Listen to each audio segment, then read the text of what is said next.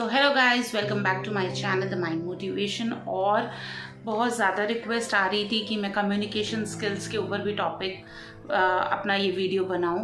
तो communication skills कैसे बढ़ाएं, आज हम यही बात करने वाले हैं। और आपको कोई और इधर उधर वीडियो देखने की ज़रूरत नहीं है। अगर आप मेरे दिए गए टिप्स पर आप अगर फॉलो करते हैं तो कम्युनिकेशन स्किल्स आपकी जो है बहुत ही बेहतर और इम्प्रूव हो जाएंगी। कम्युनिकेशन स्किल्स एक ऐसे स्किल हैं जो आपकी personal as well as professional life के लिए बहुत ही ज़्यादा इम्पॉर्टेंट। अपने मन की बात क्लियरली कन्वे कर पाना पर्सनली और प्रोफेशनली बहुत ही ज़्यादा ज़रूरी है, और इसीलिए हमारे कम्युनिकेशन स्किल्स बहुत ही ज़्यादा स्ट्रॉन्ग। इसके साथ साथ दूसरों की बातें भी क्लियरली समझ पाना बहुत ही ज़्यादा इम्पॉर्टेंट हैं, क्योंकि एक दूसरे के साथ बैलेंस बनाना, एक कोऑपरेट करना एक अच्छा कम्युनिकेशन के थ्रू ही हम कर सकते हैं। किसी भी ह्यूमन रिलेशनशिप में अगर प्रॉब्लम आती है, अगर ह्यूमन रिलेशनशिप्स ख़राब होते हैं, तो उसकी सिर्फ एक ही जड़ से प्रॉब्लम होती है, वो होती है मिसअंडरस्टैंडिंग। यही कि ना तो हमने क्लियरली बोला, ना सामने वाले ने क्लियरली अंडरस्टैंड किया, और फिर बढ़ गई हमारी मिसअंडरस्टैंडिंग्स। छोटी छोटी मिसअंडरस्टैंडिंग्स कब बड़ा रूप ले लेंगी हमें पता भी नहीं चलेगा, और फिर क्या होगा, एंड में नंबर ब्लॉक होंगे, या फिर आप एक दूसरे से बात करना पसंद भी नहीं करेंगे। तो इसीलिए एक इफ़ेक्टिव कम्युनिकेशन होना ना सिर्फ हमारी ज़रूरत है, बल्कि हमारी एक रिस्पॉन्सिबिलिटी भी है।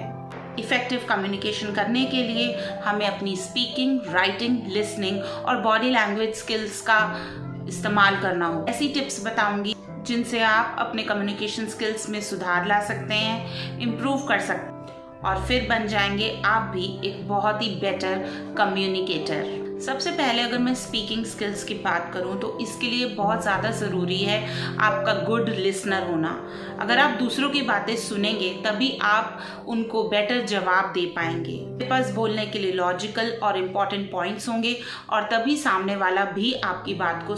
आपको सिर्फ लिसनिंग का दिखावा नहीं करना, बल्कि एक्टिव लिसनिंग करनी है। उसकी बातों को पकड़ना है, क्या क्या चीज़ें उसने बोली हैं वो सब आपको पता होनी चाहिए, जिससे कि आप उसको दोबारा रिप्लाई कर सकें। एक्टिव लिसनिंग क्या होती है? एक्टिव लिसनिंग का मतलब है आपने दूसरों की बात को समझा, ढंग से सुना, पेशेंस रखी, और फिर अपने थॉट्स उनके सामने रखे। एक्टिव लिसनिंग के लिए आपने उनकी बातों को सुनना है, और साथ ही साथ उनके पॉइंट ऑफ व्यू को भी आपको मानना होगा। इससे आप दूसरों के साथ बेटर अंडरस्टैंडिंग बना पाएंगे। जब भी आप किसी से बात कर रहे हैं, आप उन्हें सुनिए, इग्नोर मत कीजिए। और सबसे बड़ी गलती जो कम्युनिकेशन में लोग करते हैं, वो करते हैं दूसरे की बात को कट करना। तो वो भी बिल्कुल मत कीजिए। सामने वाले की बातों को पूरा का पूरा कंप्लीट हो जाने दीजिए, उसके बाद ही आप अपने पॉइंट्स को रखिए। First step is to listen carefully, only then reply. Speaking skills को इम्प्रूव करने के लिए पब्लिक स्पीकिंग प्लेटफॉर्म्स, डिबेट्स या फिर ग्रुप डिस्कशंस में भी पार्ट ले सकते हैं। एक्टिव लिसनिंग और एक्टिव स्पीकिंग दोनों ही स्किल्स की ज़रूरत पड़ती है। दूसरी बात ये कि आपको अपनी बॉडी लैंग्वेज इम्प्रूव करनी होगी। ये आपको कॉन्फिडेंस और क्लियर दिखाने में बहुत मदद कर। बॉडी लैंग्वेज से अपनी फीलिंग्स और थॉट्स लोगों को कन्वे कर सकते हैं। कई बार शब्दों में हम चीज़ों को बयान नहीं कर सकते, तब हम अपने एक्शंस से या फिर वॉइस मॉड्यूलेशन से अपनी बातों को कन्वे करते हैं। फॉर एग्जाम्पल, अगर मैं कहूँ मैं वहाँ गई, या फिर मैं वहाँ गई थी, तो दोनों में फ़र्क। वर्ड्स तो बिल्कुल सेम है, लेकिन मैसेज अलग अलग कन्वे हो रहे हैं। आप अपने पोस्चर, जेस्चर और फेशियल एक्सप्रेशंस को इम्प्रूव कीजिए कि आपकी कम्युनिकेशन और भी ज़्यादा इफ़ेक्टिव हो जाए। आप अपनी बॉडी लैंग्वेज इम्प्रूव करने के लिए मिरर के सामने भी प्रैक्टिस कर सकते हैं, या फिर अपने फ्रेंड्स या फैमिली मेम्बर्स के सामने भी, और उनका फीडबैक भी ले सकते हैं। थर्ड पॉइंट है फ्रेंड्स, इम्प्रूव योर वोकैबुलरी, जो कि आपको ज़्यादा आर्टिकुलेट बनाएगी। जब हम जिस भाषा में कंफर्टेबल हो, मान लीजिए अगर आप हिंदी में कंफर्टेबल हैं, आप नए नए शब्दों का इस्तेमाल करते हैं, तो फिर आपकी कम्युनिकेशन बहुत ज़्यादा इफ़ेक्टिव हो जाएगी। उसी तरीके से इंग्लिश में भी आप अपने वर्ड्स को, नए नए वर्ड्स को यूज़ कीजिए, ताकि आपकी कम्युनिकेशन भी और ज़्यादा इफ़ेक्टिव और स्ट्रॉन्ग लगे। फ्रेंड्स, अगर मैं एक ही शब्द को बार बार बोलूँगी तो वो बोरिंग हो जाएगा, लेकिन अगर मैं नए नए शब्दों का इस्तेमाल करूँगी तो फिर कम्युनिकेशन बोरिंग भी नहीं होगी, सामने वाला बहुत ही अच्छे से सुन भी पाएगा।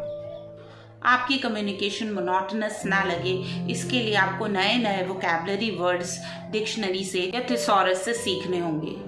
अच्छी वोकैबुलरी मिलेगी जब आप रीडिंग करेंगे, राइटिंग करेंगे और डिफरेंट लैंग्वेजेस देखेंगे, सीखेंगे और टॉपिक्स पर सर्च कर सकते हैं और उन्हें रीड कर सकते हैं।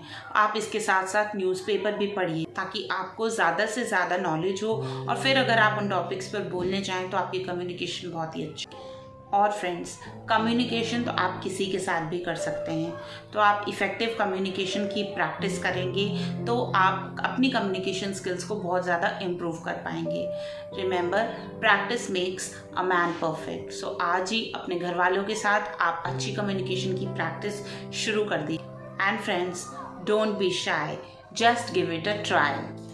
सो friends, this is me Satwinder Kaur signing off from this video और मिलूंगी जल्द किसी नए अच्छे टॉपिक के साथ। तब तक के लिए बाय बाय।